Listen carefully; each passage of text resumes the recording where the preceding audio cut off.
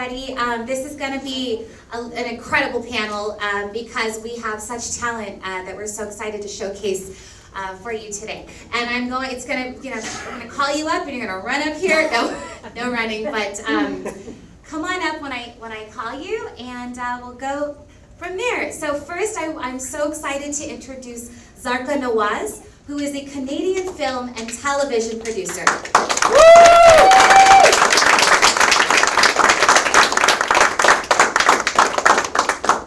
And if it's okay, I'm going to do my full introduction, and then you could clap after. Yes. All right. Zarka Nawaz is a Canadian film and television producer, a published author, and public speaker who created the internationally renowned CBC comedy series Little Mosque on the Prairie, the world's first sitcom about a Muslim community living in the West that has been broadcast in over 60 countries. According to the LA Times, the genius of Zarka's series is that the characters resonate with viewers all over the world. Her current projects are premiering. Zarqa is streaming on CBC Gem, and there is a book, Jamila Green Ruins Everything. So we could hear more about that. So welcome, Zarqa. Next, we have Asif Manvi. Many of you, gosh, it's like, where do we start? Everyone has incredible bios, so because of time, I'm going to be condensing. Essentially, widely known for his work as a correspondent on the multi-Emmy award-winning The Daily Show with Jon Stewart, Asif Manvi is an award-winning actor, writer, and comedian with 3 decades of experience in the industry. He co-created Halal in the Family, which immediately garnered over 500 million media impressions and addressed through parody and satire Islamophobia. Asif is currently a series regular as Ben in the CBS series Evil. Paramount Plus. Paramount Plus. All right. Next, we have Hisham Tawfiq. With a journey to acting that was anything but typical, Harlem native Hisham Tawfiq served as a former platoon leader in the Marine Corps, then served 20 years as a New York City firefighter, including working as a first responder on 9/11. Today, Hisham plays the series regular role of African Muslim bodyguard Dembe Zuma on the Emmy Award-winning show The Blacklist.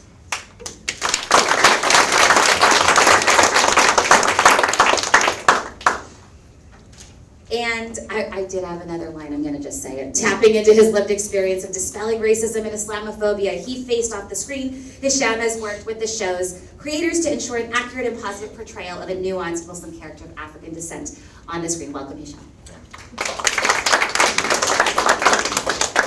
Next, we have Oba Muhammad. A New Yorker at heart, Oba Muhammad is an LA screenwriter who found her passion not when pursuing a career as a doctor, but rather a storyteller. She worked her way up from script coordinator on The Killing and caught her big break when she was accepted into the prestigious ABC writing program. Oba has worked for ABC's The Whispers, CW's Arrow, and DC's Legends of Tomorrow. She has recently shot a pilot, a reboot of the iconic and Emmy award-winning series LA Law for ABC. Welcome.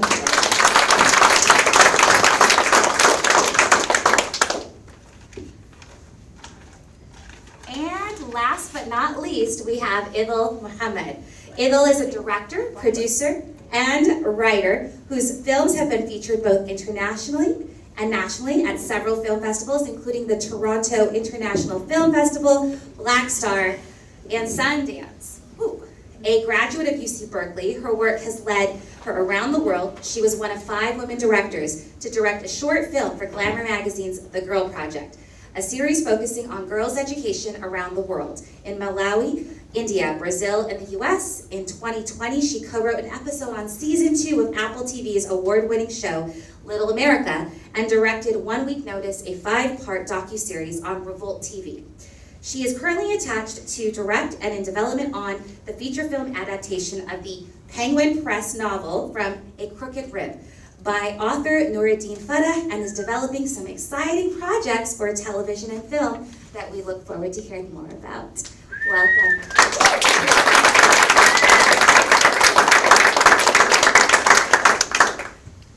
So let's jump in. And this first question is for everyone, okay? We've got a tight panel. So the first is, tell us about your journey. What was your journey like? How did you get where you are? How do you impact representation on the series you star in and the ones you write on? And you have 5 seconds. No. Do we start Yes, let's go ahead with Zarka. Okay, sure. Can everyone hear me? This is working. Yeah. So I would say it was probably 1995 or 1996. There weren't, I had not known or heard of Muslims in the media or television or film, so there weren't a lot of role models. And I was trying to figure out how I could even begin this career. And then the Oklahoma bombing happened in the United States, and there were pictures of Muslim suspects on the newspaper. And the next day it was Timothy McVeigh, overnight. And I thought, oh my God, the stereotypes of Muslims as terrorists is so strong that all this attention was on this one group, and then suddenly it's this white guy. And I thought, and I didn't realize it at the time, but I could turn political issues into satires. And I made a short comedy film called Barbecue Muslims, where these Muslims are sleeping at night and their barbecue blows up. They're immediately, arrested for being Middle Eastern terrorists. And of course, I thought it deserved an Oscar. I submitted it to the Toronto International Film Festival, and I was a student at the Ontario College of Art, I should mention, and there were no actors. They were my neighbors that I had recruited, and my brother. And I got this very angry phone call from the guy who programs films at the Toronto Film Festival, and he goes, "Listen, there are going to be so many angry filmmakers who have produced technically perfect films, and then there's you who submits this, but we simply can't ignore that we have never seen a comedy about Muslims and terrorism ever. And you are the first one, and we have to let you in based on just the audacity and the originality alone." And he programmed it, and then when I went and I was in the audience, I saw people laughing. And that was the first time it dawned on me that, oh my God, you can write comedy. You can write political comedy in a way that can get people to hear, the story about Muslims and Islam that no one's ever done before. And he had given me this gift, because once you get into the Toronto International Film Festival, in the Canadian system, the way it works in Canada is that you can apply for grants. So I started applying for grants and started making other films, Death Threat, Random Check, Fred's Burqa, and then eventually, the National Film Board rescued me, and they said, we know you can make funny films, make something serious. So I made a documentary about patriarchy in the mosque culture. And they sent me to the Banff Television Festival. And they said, we're gonna pay your way, it's just we're showcasing all our people. And I said to my friend, why do people go to this festival? And they're like, oh, normally people go to Banff to pitch TV shows. And she's like, you should take advantage of this and come up with a television show. And I said, how do you do that? And she gave me a pitch document. She was come up with a log line, characters, an idea, and I did. So from that documentary, I thought, what if there was an imam who was a lawyer, decided to stop being a lawyer, became an imam in a little teeny tiny mosque in the middle of nowhere, because I live in the prairies, and I live in Regina, Saskatchewan, which is above North Dakota. How would that change the dynamic of the mosque? I went there, pitched it, and CBC said, we like this idea. And at the time, CBC wasn't known for massive global hits. Someone said to me, it's just gonna go into development, it'll disappear. But then there was all this attention from around the world. And they were like, Muslims, comedy, Islam in a mosque, a satire, there's no way CBC will survive. And we ended up getting the ratings we needed to make it. And it became this massive global hit. At CBC, nobody would have predicted that a show about Muslims in the middle of nowhere in Canada would have been the show that launched the network. And from there, that's when I started learning the whole issue of being in a writing room, writing, learning the craft, learning episodic television. Anyway, I could go on forever because my story is long, but I wanted to, that was the thing that had launched my career. Your turn.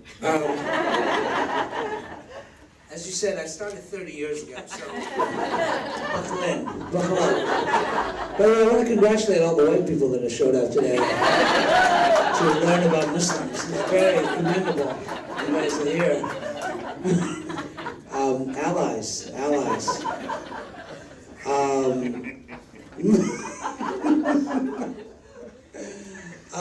It's like a Russell Peters comedy show.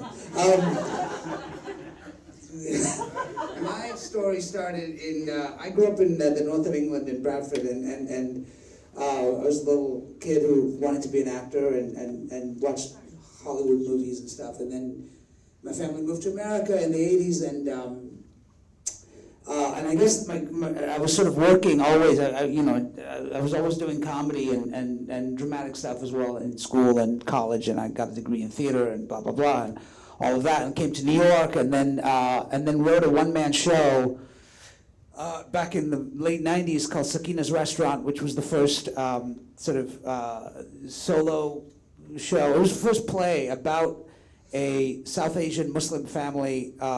Written by a South Asian Muslim to be produced in the mainstream New York theater world, and so I did that. And that really we got a lot. We got like a lot of awards and stuff, and then did that around the world, and then launched my career. I ended up doing TV and movies and stuff, and then ended up on The Daily Show with Jon Stewart, which was another huge step for me in terms of, and it was right after. I got on this Daily Show in 2006, which was right when the Iraq War had sort of was in full swing, and so it was a great time to be a Muslim. It was not like today. I feel like we're kind of forgotten now. The pandemic and and Me Too, we kind of got like shoved aside. It's all about So and back then we were front and center as the demons, and so and so I was doing that, and it was a great place to sort of cultivate. You talk about satire and things, and I just want to say I think it's sad today actually because I feel like nobody wants to do satire anymore. Not really, like. I see a lot of friends of mine who are amazing writers who are writing really great satirical, political stuff, and a lot of the big Disneys and Netflixes of the world are not really interested in doing it. It's very blue sky now. It's all like, make people feel happy because we just went through a pandemic. And so nobody really wants to speak truth to power anymore, or not as much as they used to. But anyway, then I got The Daily Show, and then after I was there for 10 years, and then I produced a film. Actually, thank you. I just needed a job. It's not really applause worthy. It was a paycheck. So congratulations for not getting fired. I guess that's good. But I ended up making a movie. I wrote this movie called Today's Special. About a Muslim family that owned an Indian restaurant in Jackson Heights, Queens, and it was based on Sakina's Restaurant, and we turned it into a film. It came out in 2010. It's available somewhere, all over somewhere online, and it was the first ever sort of movie about a Muslim family that didn't have anything to do, because this was like also 2010. I was still getting scripts where every Muslim was a terrorist, and there was like the towers were still falling in the background while you had two Muslims like conspiring in the foreground, and in the tower. And I was like, well, it's 10 years now. Can we stop with the towers falling? And so it was. This was, and I remember there was a scene in that movie that I really insisted the director not put any music under, and it was the father and the son praying namaz, and it was a 2.5 minute scene of just these two men, a father and a son, praying namaz, and there was no dialogue, there was no music, no nothing underneath it. And I was very proud of that scene because it sort of, for me, and it was something I wanted to put into the world, which is like watching an American audience just have to watch two Muslim men praying, and it not be about anything other than just the fact that they are two men praying, and it wasn't about blowing anything up or killing anyone or any kind of agenda. It was just the agenda of prayer. Anyway, so, and then I ended up doing a lot of TV and stuff, and now I'm on Evil, which is, on Paramount Plus, and very excited to be playing an atheist who comes from a Muslim family but has rejected Islam and all religions, and is a scientist. So I guess I've come full circle. Anyway, on to Incredible. Okay, good job. And I should say, let's maybe try to keep remarks to about a minute or two. Yeah, sorry. Just saying. Should have said that earlier. Well, my journey has been quite different to the stage and TV and film. Born and raised in Harlem, oldest of 5. My father was Imam, a student of Malcolm X, and a sheikh. So early on, from birth, I was taught the importance of being African American, of being Muslim, and it being like this double-layered cake of obstacles as I moved throughout life. And I think in my time in the Marine Corps, corrections, the fire department, the common denominator that just kept coming up was being Muslim and African American. And being in the fire department, well, being in the Marine Corps when Desert Storm happened was an issue. Being in the fire department when 9/11 happened was an issue. I was in the fire, on the job for 6 or 7 years. 9/11 happens, and now everybody looks at me like I'm the problem. So even after I got out of the Marine Corps, went into TV and film, and landed this show, Blacklist, I was excited because it was like, oh, this ex-freedom fighter, this African, this Muslim, and I had no lines for the audition. It was all improv. So I just basically took all of my childhood experiences and put it on Dembe. I was only supposed to do 1 episode. That turned into 2 episodes, to 3 to 4, now we're going on 10 seasons. And around the 4th or 5th seasons, it just dawned on me that we needed to show this Muslim's character's conflicts, his morals, his values, his life, and him practicing his Islam. Lucky for me, the producers, the writers, the creators were open to it, and we had a lot of conversations about what that looked like. So in season 1, episode 9, I got to do Surah Ikhlas outside of this box with Raymond, and for me it was just a very proud moment, being Muslim, being African American, and doing a scene that, like the brother said, where I was reciting a prayer and I wasn't shooting anybody, killing anybody. I was just actually preparing to die in an honorable way. And that just had a profound impact, I believe, on the audience. I got many messages about the portrayal of this Muslim character, and I was excited about just where it went. We got to show conversations with the imam, the conflicts, the discussions, and I've been truly blessed with it. I've had some other auditions and other experiences where it wasn't accepted, and that was, troubling, but it's something that I've been used to. As I said, I experienced this all throughout my career in my other professions. So the Blacklist has been a gem for me, and I'm excited about exploring all of the other possibilities of just showing what Muslim life is in everyday times.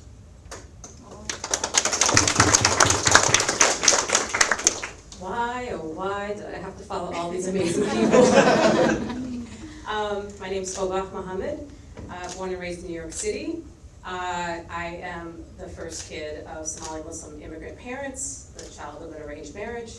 But the thing about my family that's a little bit more kind of, I guess, just to give a sense of it, I grew up in a family that only spoke Somali, but I only spoke English.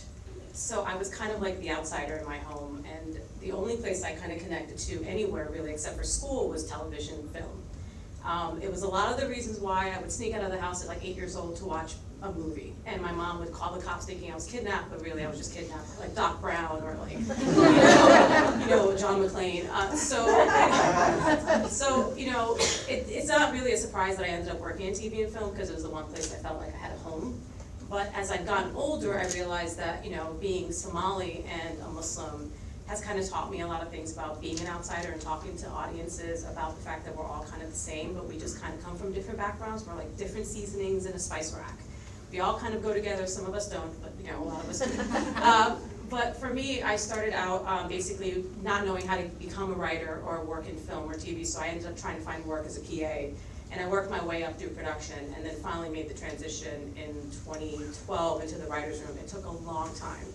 If I had if I could say honestly what I think happened was because I was a woman and I wasn't a white male, and I hate to say it like that, but it just took so long to get there that basically when I finally broke into the writer's room, I just felt like I had made it, and I hadn't. It was a lot more work, and I learned quite a bit, but I got into the ABC writing program, and that kind of helped launch me. And then where I really felt at home was on Legends of Tomorrow, which was a ragtag group of people traveling through time, and none of them had the same backgrounds, but they all became family. And that's kind of like how I tell stories. That's kind of how I deal with my relationships, and that's kind of how I interact with the world. So, but I am not a funny person, so sorry. I wish I could say something something beg really. to differ. We beg to differ. I wish I could say something clever, but really my journey has been kind of like I think everyone else's. We kind of end up at a place, we do the best we can, and then we kind of move forward.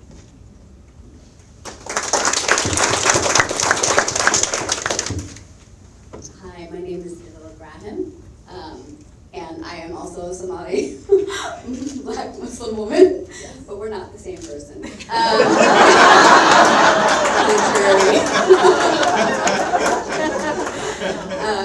I grew up, like, the first thing I remember is a television in my room. We didn't have much, but we definitely had that. And I kind of grew up watching TV. It was like my babysitter in a way. So my first love was television first, and then it also evolved into film because I had a cousin who managed a movie theater, and I'd basically go in the mornings and spend all day on the weekends watching all these independent films, and ultimately when she got promoted to go to another movie theater, then it was more mainstream. So I kind of started there, and in college had great professors who taught us production from start to finish, so really kind of earned my stripes there. But ultimately, it was my internship in LA through the Academy of Television Arts and Sciences, where I was on a television show, a lifetime television show called Any Day Now, for all summer long, for about 3 months. See somebody, oh, see Sue knows the show. And pops, right? When you pop? Yes, exactly. Yeah. And it was an incredible experience, and that's when I learned, like, I could be on a set for like 15, 16, 17, sometimes 18 hours if there was super overtime, and love every second of it. And I was like, how can I do more of this? And, you know, I wasn't in computer science or engineering, which is ultimately probably what my family wanted me to do, but I was like, I want to do this in any capacity, initially, and started producing independent film in New York, you know, and kind of stepped away from television for a while, and ultimately working around the world in film, independent film, we're kind of worked my way back into the television world. So now I'm both like in the independent film world, but also in the television world, and love every second of it.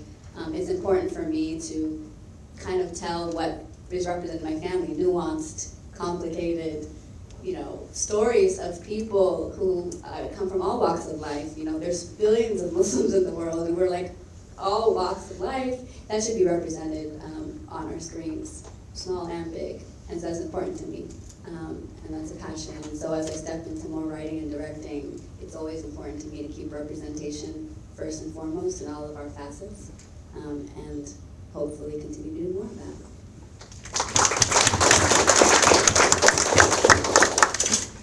So this panel is about critical mass. How do we get a critical mass of Muslims in the industry?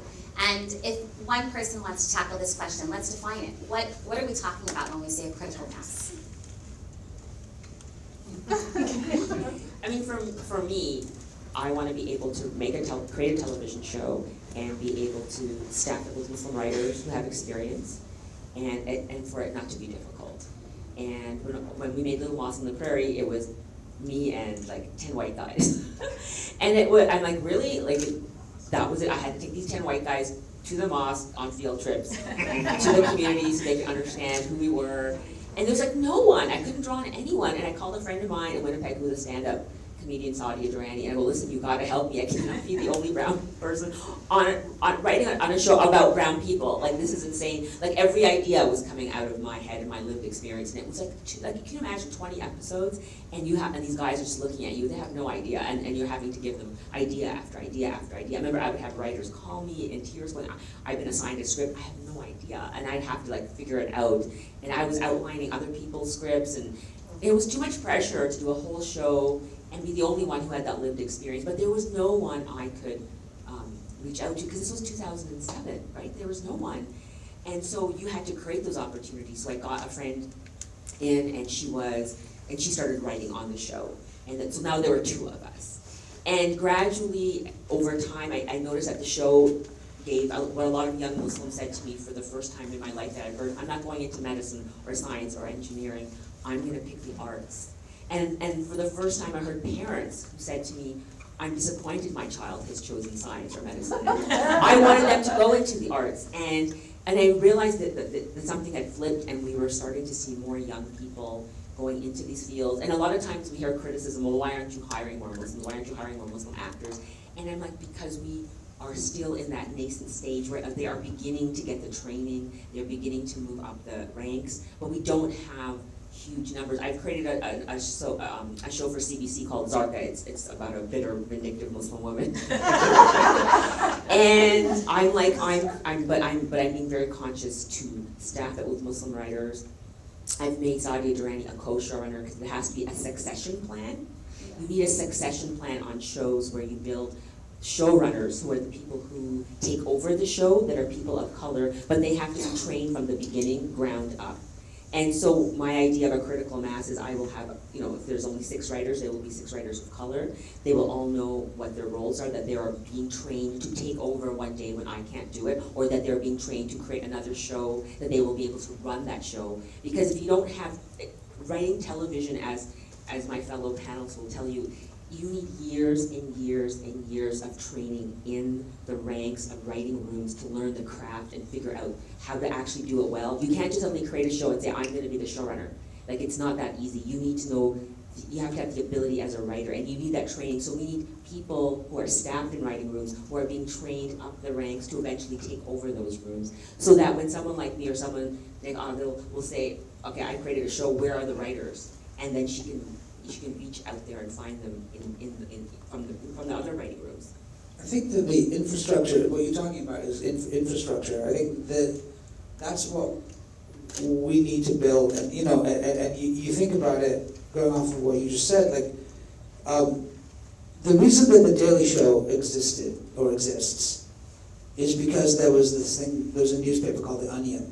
And the reason The Onion exists is because there was something called Harvard Lampoon. And you can go back and see like how the infrastructure was created for The Daily Show to exist. It goes all the way back to the Harvard Lampoon, and it goes all the way back. So a lot of it is about creating that infrastructure and also our own community of like how we, like what you're saying, like parents being excited about their kids going into the arts, into writing, into television, into film, into that, because we're not gonna have that infrastructure, because it requires you starting here and then building up and building the sort of the larger infrastructure that it cannot be done by 1 or 2 people. It's done by an entire community, and so I think that's you talk about critical mass. I think that's the only way to create it, because those people have to come from the ground up, and then eventually, like I have several projects that I'm developing right now. They're all mostly with white people, right? Because those are the people that can show run. Those are the people that can ultimately, and even just getting a woman is a difficult thing. So getting a Muslim and a brown person, is even so. I think that's what it needs. Yeah, that's where. Yeah, and just to chime in, totally agree, and I think that's kind of about disrupting the power structure that exists, so that more of us are in positions of decision-making, creation, power, so that we can hire and create the diverse rooms and projects that we want, There's a stopgap though. I think that the systems exist, like your experience was that there weren't Muslim writers. I counter that and say there were Muslim writers, they just weren't presented to you. I think that the system exists to basically keep people in certain places, and I was just going through this experience of like reading a lot of writers, and the majority of the ones that we received were not people, it wasn't inclusive, the list wasn't inclusive, and we had to fight to get inclusive names, and it's a lot of work, and sometimes you don't have the energy to do that because you're fighting a system that exists, that has existed for years, decades, and so you actively have to build your network. And that is a lot of work, to actually go outside and meet a bunch of writers, actors, behind the scenes people, even trying to crew up a show, a pilot. We were trying to be as diverse as possible, and it was near impossible. And I think that, to me, I don't believe that they don't exist, I believe that they don't have access.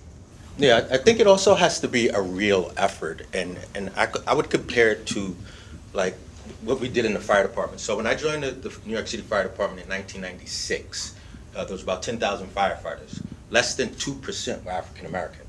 And there was an organization called the Vulcan Society, was professional black firefighters, and they took it upon themselves to go out to high schools, street fairs, basketball courts, colleges, military institutions, and kind of like beg and teach people of color about the fire department. I mean, I grew up in New York City. I never saw a black firefighter. So it didn't dawn on me that I could have that job. So we went around to these high schools and we told these kids about what the fire department entailed, how many days you work, how much money you get, your vacation, what you do. It's not about just fires and dying, it's car accidents and all of these other type of things. And because of that, and a lawsuit, the fire department grew from 2% to I think now it's about 15% people of color. But I think, unfortunately, on Muslim creators, writers, directors, it's kind of also in our laps to go out and recruit people who don't even think of being writers, directors, because they don't see Muslim characters, they don't see themselves on TV, so why would I even be interested in that career? So it's on us kind of to go out there and kind of teach or beg or dangle this carrot and entice them to say, look, you can have a career in this profession and this is what it's about. I think what often happens is that you get, a TV show will hire like a token brown person or whatever and just be like, okay, well, we're representing diversity, or this is diversity now, but what you don't have is you don't have that kind of diversity going through the ranks of how that, maybe on screen you see more diversity than we have in decades, but it's really about who's in the writers' rooms and who is giving the thumbs up and the thumbs down to a lot of these projects and stuff. So I think that's also really important. Critical mass happens when we stop asking about it. Agreed. So, I'm just gonna push back with one more question, which is, are we looking for a percentage? Are we looking for quotas? Are we looking for a number to hit? Or is it really the diversity within? And that could be a quick answer from anyone. Just so we know. I want to walk onto a set where the PA, couple of PAs, the assistant director or the director, or wardrobe or crafty, have people who look like me, who are Muslim, where I'm not just that one person. So I think we reach it when I come onto set and it's not like, oh, Assalamu alaikum. When I come into the set and I'm like, okay, I don't even have to give my salam. It's a given, if that makes sense. So in the past year, a number of networks have unveiled plans for off-screen diversity and increased commitment to the development of BIPOC scripts about underrepresented people. Although this is encouraging, we have not seen the same commitment to greenlighting these projects. So how do we help them meet those plans? Do you have $17 million? We can make one right now. Sorry. Who said you're not funny? You're funny. So funny. I think the commitment, there has to be action, not just in hearing and taking the meetings, but in actually greenlighting the projects. So the quotas, perhaps need to be applied to how many projects are greenlit. This is a business ultimately. We know that, show business. That being said, if you're just having meetings, there's tons of ideas out there. People are pitching, like it's their full-time jobs. But what projects are being greenlit? And that's what has to happen. So maybe that's where the quota needs to be. I think a lot of times what gets bandied about is this idea of,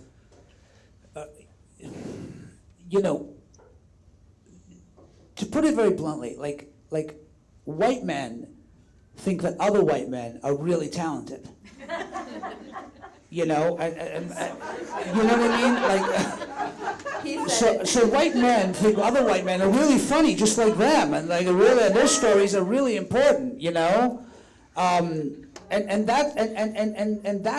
that's what you're sort of up against, right? Because diversity is actually important simply for diversity's sake. And what you find out, what you hear a lot is it happens with minorities, it happens with women, and like, you know, we tried, we looked, we just didn't find anybody qualified enough or with experience. We didn't find the right people, you know what I mean? And that's because it's like in a writer's room, for example, a bunch of white guys want to work with other bunch of white guys because they get those guys and they understand them and they sort of speak the same language. They don't want a bunch of like black women in there because those women don't feel like it's part of their DNA, right? So we need to start embracing this idea that diversity is important simply for the sake of diversity, because people, you know, I was producing a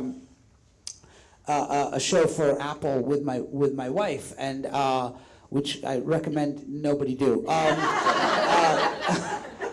So I with my wife, don't produce anything with my wife.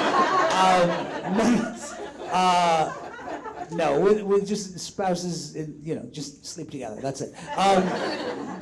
No, but we were doing this thing, and it was about it was a show where I was going to go out and talk to people, and it was about race and different things. They were talking about Confederate statues. It was all about Confederate statues, and we had this African American, and I realized, like, because I'm also part of the problem. I realized that, like, I had hired mostly guys in this room, and so then we were like, we want, and my wife pointed this out to me, and I said, okay, like, when we brought in this African American woman, and she was a comedian, and we were talking to her about something very specific about the African American experience, and I remember she said something which none of us in that room would have ever thought of, and it wasn't something so profound. It was just something about her experience and her lived reality, and I thought, and we all went, oh my God, like, you know, and suddenly it dawned on me the value of just having a person who had a perspective that was different from all the guys in that room, and that made all the difference. It opened up our world a little bit just right there. So it is really important for us to embrace voices that we don't necessarily like identify with, you know, or recognize or mirror back to us, you know. In comedy, you see it a lot. Like they're not funny, you know, and it's like, yeah, they're not funny to you because that's not the kind of humor that you gravitate towards because you're white or you're male or whatever it is, you know, or you're 50, you know, and so it's like. That I think is important, and it's something that we have to be conscious of, because it's not left to its own. It's never going to change. It's not, because nobody's going to work with people that they always just going to, you know, people are just going to work with people who look like them and like get their jokes and think they're really funny. So I think you're funny, you think I'm funny. Oh, well, let's work together. You know, that's it. And so that I think is also. Part of the consciousness of it, you know? Kudos to her for saying something, because can you imagine you're in a room full of dudes, one chick, and then all of a sudden you say, well, I have an idea, and they all look at you? I would freeze. It's just like, and I had to work against that feeling, so it's like, and it's actively in a lot of writers' rooms, it's actively in a lot of sets that you're literally the only one, and it is the most awkward feeling because you know everyone's looking at you. And I've been in multiple shows, and I've heard, we tried a black director, we tried that black actor, we had a horrible experience, and then that show never hired another black director or actor again. I've seen it. It's almost like you have, when you walk into the room, you have the burden of your entire, you're a monolith. Yeah. And so the thing is, you're not seen as an individual, quirky, weird, or whatever. You're seen as like you represent all black people. So if you make a mistake, you make a mistake for all black people, or minority people, or all women, especially if you go into a room where it's all men. Right, and Sorry, no. I was just gonna say that, you know, and there's a lot of this tagline, like, they don't have enough experience, as you said, and you'll never have experience if you're never hired, and you have to start somewhere, and you have to work your way up, and some people have the opportunity to fail up, and other people only get one shot, and that's the challenge. Right, well, I mean, the definition of racism is that you are defined by the minority, like, of your whatever race group you are, right? So, like white people always get defined by, like, by the majority. Like not everybody's like that, just a few people. Whereas if a Muslim does something, it's like, well, if you do it, well, then you must all be like that. It's reverse, right? Terrorism, it's like, right? It's it's the like, terrorism, It's the right? terrorism thing, right? Right, Like so you're the all white guy who terrorists shoots because at 5 of you are. Where if it's a white guy, you know, you see it all the time. You know, it's like, well, no, it's just some crazy white guy. We're all normal. It's just this one guy was crazy, you know? Muslims can never be crazy. Like, we're never just crazy. We're like, if one guy does something bad, then we all are responsible for it, you know? So it's the same idea. It's like you hire one person, they don't work out. You're like, well, you know, I tried that. we tried it. So, yeah. And that's, and I keep going back to it, that's rampant in the fire department. Yeah. You know, when you had less than 2% of firefighters that are black, I would go to my firehouse, I'm the only black guy. So we sit down and we eat, and they're having, I think it's kielbasa or something called. I never heard of Sausage, it. right? You know, sausage with Sausage. sauerkraut. I'm sitting at the table like, I don't eat this. And then not me like, what's wrong with you? Yeah. But when you have 6 or 7 guys in the firehouse, black guys, and there's 35 white guys, and now the 6 black guys are like, whoa, we don't eat that. Then it starts to shift a little bit, like, okay, or maybe all 6 are crazy, or maybe, you know, we might need to change our eating habits a little bit, or try what they like to eat. So I really think when it's just one person in the room, it's it's much harder. It's very difficult. Much harder, 100%, and I agree. Sometimes, and that's when you have to own your voice and say, no, you're gonna listen to me, I have something to say, whether you want to or not, and get a little bit of a deeper voice sometimes, maybe louder, but make sure you're heard, even if it's hard. Have you done that, like the deeper hello, my name is Oba? Like, just because then people listen to you, because your voice goes a little high, and they're like, then they just like, their eyes glaze over, you see it happening, and you're like, okay, well, I'm just gonna talk like this. Yeah, there's a certain pitch Yeah, that you you have just to can't do it. hear. And to go back to what you said, Hisham, earlier, where you recited Surah Ikhlas, I, watching that, at that moment, didn't know yet if your character was Muslim. And it was that moment where it was like, oh, he's Muslim, and he's saying it correctly. And so there is the shouldering the burden, but also the fact that if you want authentic representations, if you want the real deal when it comes to Muslims, then put a Muslim on the set. Put a Muslim behind the screen. Give the Muslim the pen, right? So, and now, I'm gonna ask the question, how? Okay, so how do we push the industry in helping us create a critical mass? How can we get more opportunities? What is the industry missing? How do we know when we've reached our desired outcomes? You don't have to answer all of those questions at one time, but any of those questions. I'm passing the mic to you, Zarka. So I decided to do something different. I said, instead of going out and trying to get jobs or getting myself in a writing room, I'm like, I have enough experience where I can show run a room, so I'm gonna create my room, and I'm gonna create the show, and I'm just gonna find the money and just do it. I'm gonna circumvent the system. And I'm gonna own my own IP, and I'm not going to sell my idea again, like I did with Little Mosque on the Prairie, and I have earned that right now, because I have put the time in. And so in the Canadian system, there's money, there's grant money. So we spent 2 years getting almost $1 million together through grants, created a show called Zarqa, picked the writing room, hired the writing room. And it was, because I live in Saskatchewan, which is above North Dakota, we have a 16% Indigenous community. So if you think Muslims have it bad in television, way worse. And it was important for me, we're gonna have an Indigenous writer, we have an Indigenous director, Indigenous producer, and I will hire them because I own it and I get to make the decisions. And so I decided the only way to change the system is sometimes you have to make the system come to you.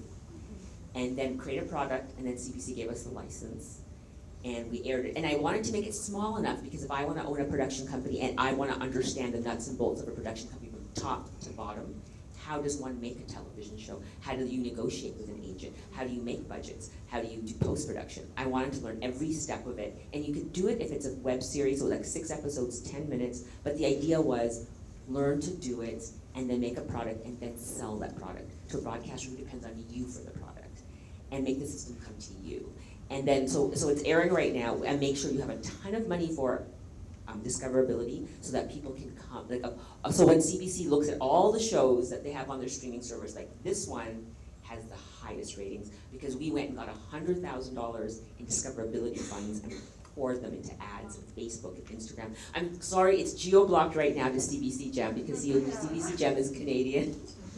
But to me, so then we got together and said we did Where really did you well. get your money? From production grants in Canada.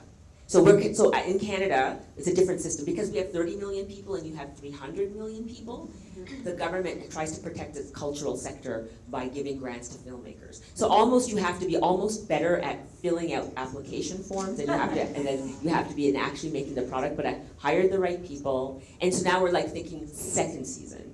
Make it bigger, make it longer, and find even, staff the rooms with Muslim and indigenous people and get those directors and actors. And I'm like, this is where the power is. Like, if the only way you can have the power is to own your own IP and make the system dependent on you. So I'm trying to figure out how do you circumvent the system so you're not always dependent on them to hire you, where they're like, oh my God, she made this incredible show and it's the highest rated show, we need the second season. Like, we have to come to her now. So I'm trying to figure out what's the next stage. How do we get past always having to beg and wanting to be part of it, getting our shows greenlit? How do we get past that? Anyway, I'm trying to figure that out right now. And it's an exciting stage because now I look around myself and I look at this panel, like there are people I can draw on, there are writers, there are actors that I can reach out and say, hey, can you be on this show? And I will be the one who will be making the creative decisions. So for me, that's I don't work in Canada. I'm kidding.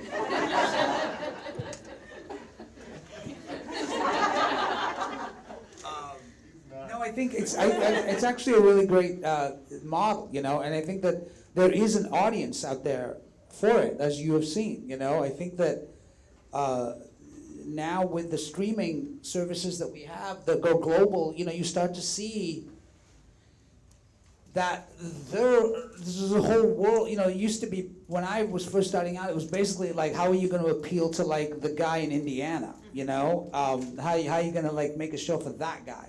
And now it's how you're going to make a show for like the guy in India or the guy in China, it's sort of, so the model has really drastically changed I think in our favor, and so now it's like, I feel like my agents are constantly asking me for product, because because Netflix has figured out that like, oh, everyone in America has Netflix now, but there's a whole globe out there of people that don't have, and so like we want to make content for them. So the time to make content as a person of color, as a Muslim, as a whatever, as just a non-white American person is now, So I think to circumvent the system or to even just create the content and just try to put it out there and take it to places, these streamers, I think they're looking for it now. So it wasn't the case when I first started out at all. What I've taken away from this whole conversation is I'm marrying a Canadian. I've decided I want to get grants and own my own IP. I'm sadly taken, but I'm telling you, don't work with your spouse. Don't do it.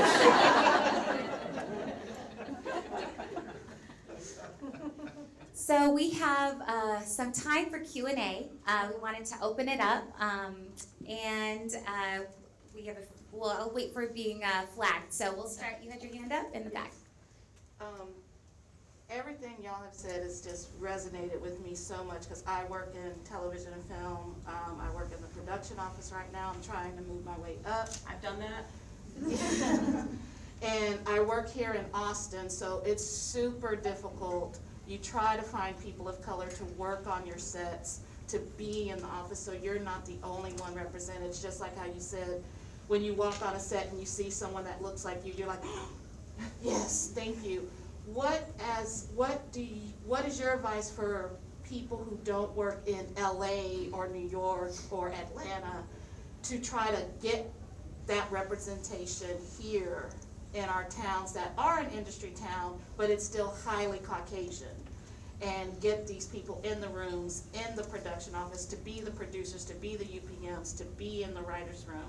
What can we do, us people of color that are working here? Schools. Can I start with one thing? Contact MPAC. For example, if you're looking for Muslims, the MPAC Hollywood Bureau has, a variety of folks that we can put you in touch with. Sorry, I didn't mean to Oh, cut no, you off. I'm just thinking of like Austin specifically, the university. I Yeah. think like really doing a lot of outreach, they probably have like a TV film department of some sort. They do, but it's And- still highly.